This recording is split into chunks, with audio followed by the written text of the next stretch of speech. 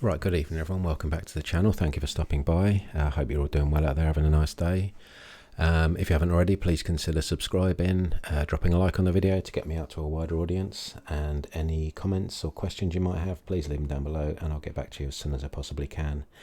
I'm going to be making a short video about VeChain tonight and an article I've just read about the bullish developments and could they potentially push the price of VeChain up towards $1.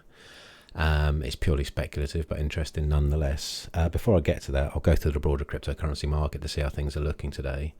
I made a video earlier and the market was looking considerably worse than it is now. It's down 0.19% over the last 24 hours and the market cap is up to $1.07 trillion, so it's up slightly from where it was this morning. 24-hour trading volume of $43 billion and Bitcoin dominance is sitting at 42.3%. Bitcoin itself is trying to get to 23.5 grand at the moment. It's pretty flat today, actually 0%, so no gains. It was down earlier, but it's clawed some of that back. Ethereum's up slightly now. Throughout the top 10, it's pretty much the same story. Going further down, it's top 20, top 30 rather. No major gainers. I haven't checked the biggest rise of the last 24 hours. Actually, I tell a lie, I saw this earlier. Threshold, which is one I haven't heard of, that's up 15%.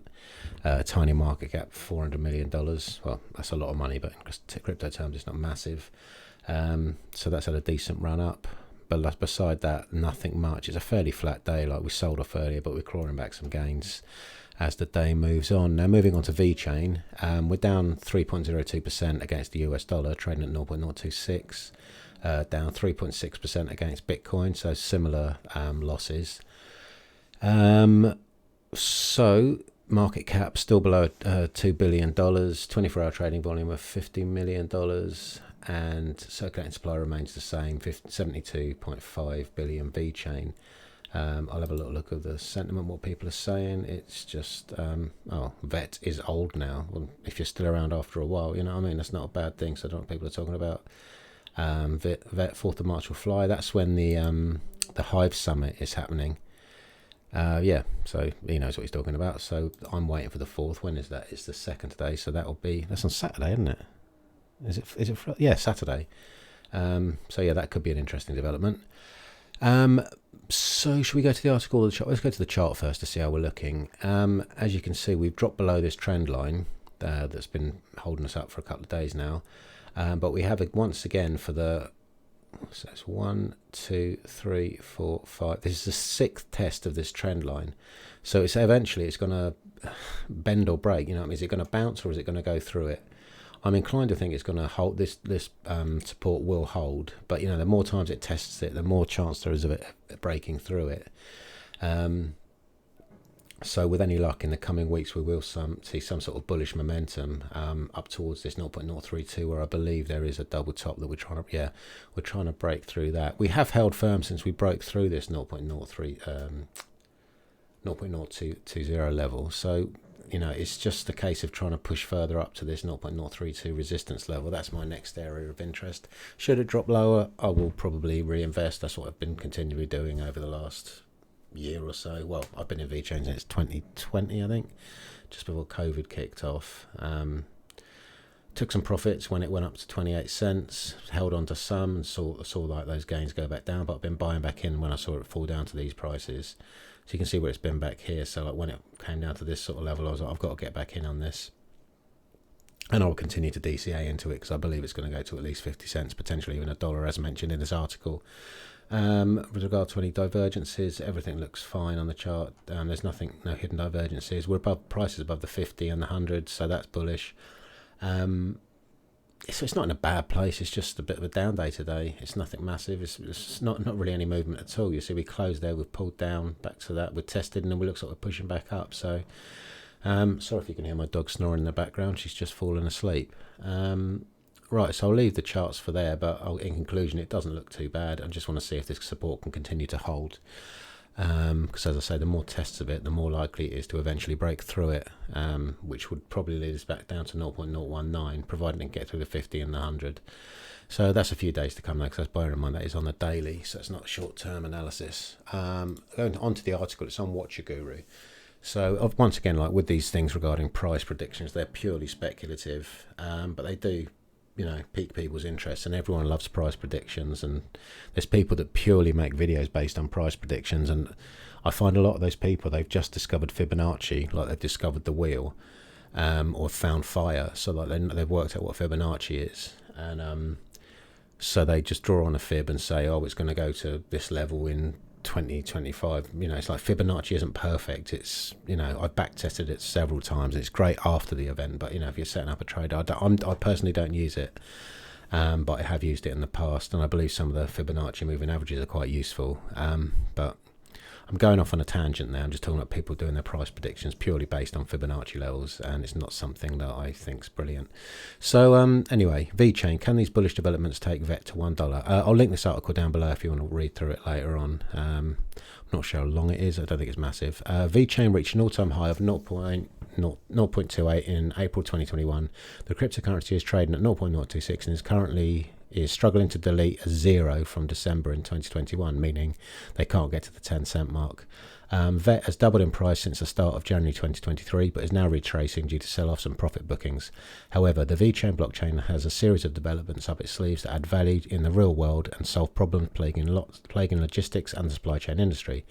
In this article, we will highlight VeChain's bullish developments and its prospects of reaching the $1 mark. So that's just their price on... So where is this? VeChain is currently working alongside Pricewaterhouse to provide its clients with traceability and product verifications. The blockchain also teamed up with clothing brand H&M in providing traceability solutions to its customers. For example, VeChain will provide H&M customers with access to information telling them how the product was made. In this way, consumers will be able to verify that the supply chain is environmentally friendly, which is obviously going to be a big thing in the next 10-20 years, and everything's going carbon neutral and whatnot. So you've got V-Carbon, which is dealing with that, and anything along the supply chain needs to be environmentally friendly for people to, people like it these days, and there's nothing wrong with being ethical in that way, so I'm all for it. In July 2022, VeChain announced that they will be providing luxury brands with a solution that takes on counterfeit and fake products, which eat up a large share of their revenue. Illegal and knockoff products are mostly manufactured in China, which pushes them into retail stores worldwide. VeChain announced that it would embed a proprietary chipset in luxury goods to assist large brands in keeping track of their inventory on the blockchain. Customers will be able to verify the authenticity of their products through a chipset using a mobile application. Additional details such as carbon emissions, among others, will be detailed. So that was what got me into VeChain in the first place. It was the fact they're involved in supply chain and also counterfeit goods, because there's so many people. I don't know if you use eBay or like there's loads of Telegram groups with people selling like fake designer goods. So I see people out the front of the school with their kids, and I know they're not, I'm not being judgmental, but they're all head to toe in Moncler and Gucci and that. I was like, I know that's not real.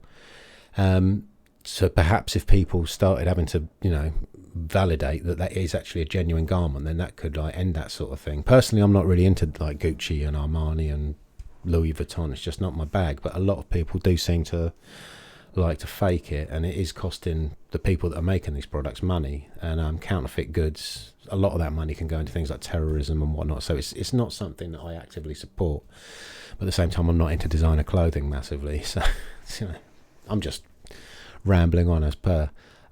So where was I don't think we got long to go, but there's a tweet there you can click on to read through regarding VeChain. This Eisenreich's always got decent information. However, the development could take a few years before rolling out and remains to be under work. Also, in August 2022, VeChain teamed up with Orion One, a global logistics tech firm dealing in supply management. VeChain offers a platform to leverage blockchain technology without spending on network infrastructure.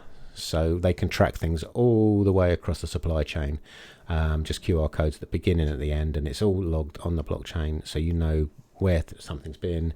Same with like the food, they can pretty much from farm to plate, you can see where your food's been, like what farm it came from, what butcher used it, and if there's an issue with the food, then I believe traditionally, as we are at the moment, if there's like a contamination issue, it can take like 7 days to get it off the shelves, by which time is far too late. But using VeChain technology, they can get this stuff off the shelves within 18 hours. Like, all the stores can be notified there's an issue here, and that's like a massive improvement. That's like life-saving stuff. So, you know, another wonderful thing that this project is doing out there. Going through all these bullish narratives, VeChain seems to be poised to reach the $1 mark. However, that's for the stock markets, as the cryptocurrency markets work differently. They do, but always expect the unexpected in the cryptocurrency market. You never know when a token can be 2 cents, and all of a sudden it's at $2. So you want to be positioned in projects you believe in. Not financial advice, of course. I don't give out financial advice, but that's my thoughts on the matter. Despite all these use cases, leading on-chain metrics and price analysis firms predict that VeChain might not reach $1 before 2030, which, in the grand scheme of things, if you were to get in now, what is it? It's 2023 now. If you were started buying up at these levels, and then in 2030, that's 7 years from now, imagine this is at $1 and you've accumulated 500,000 of these at this price. I mean, you've still done quite well. I know it's a 7-year wait, but you could be sitting on quite a considerable amount of money by that time. So you need to think long term. I'd like to think it will happen before then, but, you know, just thinking traditional markets aren't going to pay you out like that. If you get in the S&P, you're going to get, I can't remember what the return is, but maybe 10% a year, and you know, you can compound and reinvest, but you're not going to get the sort of gains that are available in the cryptocurrency market. Sorry, I keep going off on different tangents. Where was I?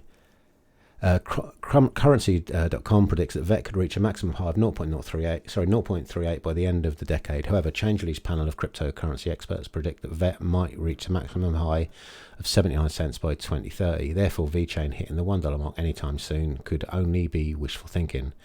At press time, VeChain was trading at 0.926 and was down 5% in the 24-hour trade. VET is also down 90.43% from its all-time high of 28 cents, which it reached in April 2021. I believe it will reach that again and will potentially surpass it. So even if you're accumulating now and get out at those levels, if you think, well, if I get in now and I get to there, let's look at the chart and see what percentage gain that is. I mean, this isn't going to be exactly right because...